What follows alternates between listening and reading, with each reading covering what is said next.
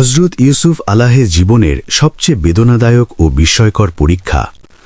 হযরত ইউসুফ আলাইহি ছিলেন আল্লাহর এক প্রিয় নবী, যার জীবন ছিল নানা কঠিন পরীক্ষা ও ধৈর্যের এক অনন্য দৃষ্টান্ত।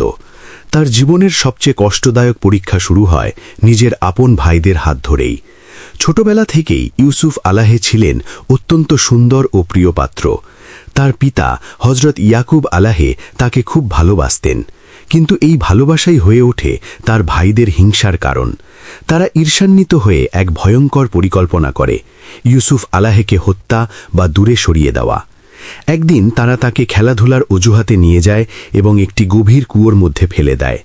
ভাবুন, ছোট্ট একটি শিশু অন্ধকার কুয়োর মধ্যে একা, চারপাশে কোনো সাহায্য নেই। এটা ছিল তার জীবনের প্রথম বড় পরীক্ষা, কিন্তু আল্লাহ তখনই তাকে সান্ত্বনা দেন এবং ভবিষ্যতে সম্মানিত করার প্রতিশ্রুতি দেন।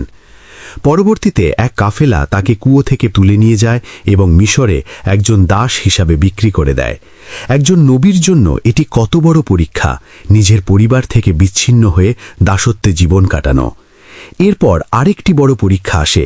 মিশরের একজন প্রভাবশালী ব্যক্তির স্ত্রী জুলাইখা তাকে পাপের দিকে আহ্বান করেন, কিন্তু ইউসুফ আলাইহি আল্লাহর ভয়ে সেই পাপ থেকে নিজেকে বাঁচান।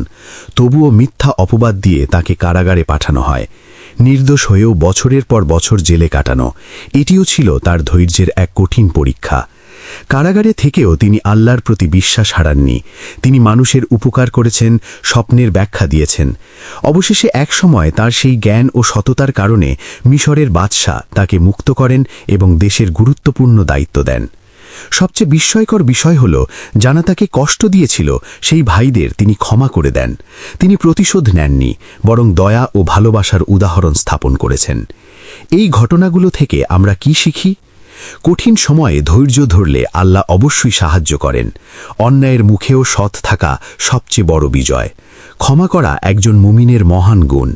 আল্লাহ যার জন্য যা নির্ধারণ করেন তা কেউ থামাতে পারে না। হযরত ইউসুফ আলাইহির জীবন আমাদের শেখায়, কষ্টের পরেই আসে স্বস্তি, আর ধৈর্যের পরেই আসে সম্মান।